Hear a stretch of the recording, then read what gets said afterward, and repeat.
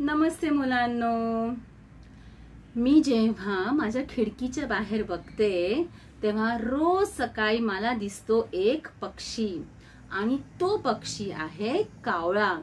रोज करतो काव काव काव काव। चला तर मग आपण म्हणूयात एक कविता कावळ्यावरती। तयार आहात ना? मग एक होता कावळा, तो होता तहानलेला, त्याला दिसले एक मडके, त्यात होते पाणी थोडे।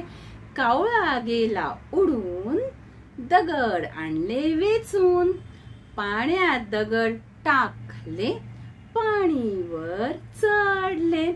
कावळा पाणी प्याला, भुर्रकन उडून गेला।